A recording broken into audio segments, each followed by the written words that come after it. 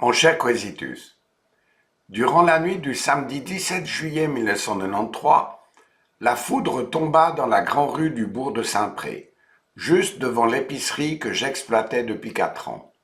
Mon commerce fut le seul à avoir des dégâts. J'avais 34 ans. Exactement 7 jours plus tard, je fis une expérience spirituelle à la fois tendre et foudroyante, qui révolutionna ma vie à jamais. Marie, la mère de Jésus, entra dans ma vie. Coïncidence ou un signe du ciel? Avec maintenant un recul de 25 ans, il n'y a pas de doute en mon cœur. Ce fut un signe à la fois lumineux, mais aussi inquiétant, de ce que ma vie allait être durant les 5 années qui suivirent.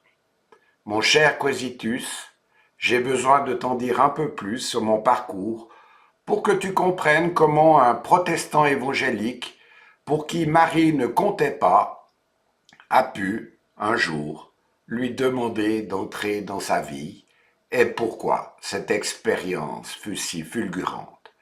C'est en fait l'histoire d'une révolution intérieure et d'une renaissance.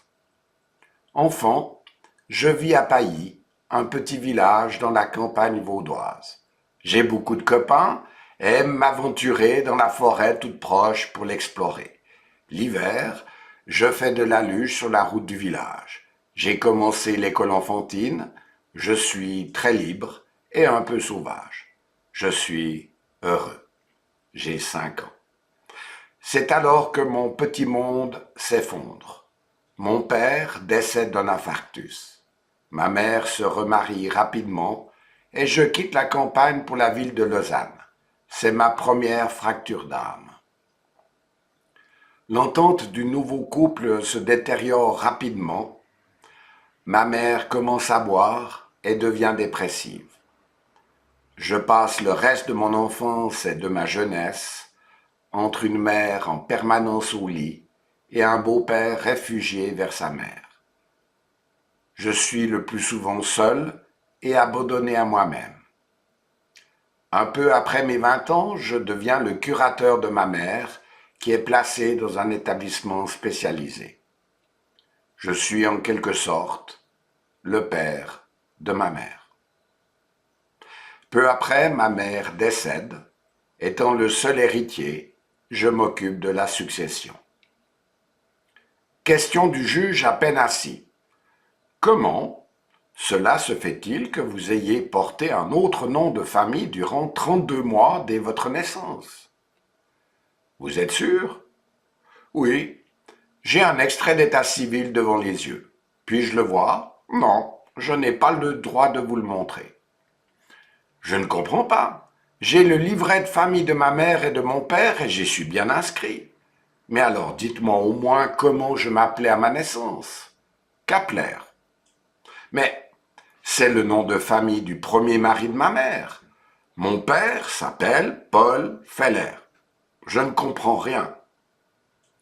Et le juge d'ajouter, je ne sais pas qui est votre père. Par contre, je sais que votre mère a entamé une procédure en désaveu de paternité contre G. Kapler et qu'au bout de 32 mois, c'est Paul Feller qui est enregistré comme votre père. Comme à votre naissance, votre mère était mariée avec M. Kapler, la loi stipule que le mari est réputé être le père de tout enfant qui naît durant le mariage. Je comprends alors que j'ai été un enfant non désiré, issu d'un adultère. J'avais bien eu quelques bribes d'informations, mais je n'avais pas reconstitué toute l'histoire. Je comprends alors pourquoi ma mère fut très triste quand elle apprit que Kapler, devenu homosexuel et abandonné par son compagnon, se pendit après avoir tué ses magnifiques chiens de race. Mon père l'avait toujours rendue malheureuse. Elle finit dans le désespoir. Je ne fus qu'un dommage collatéral.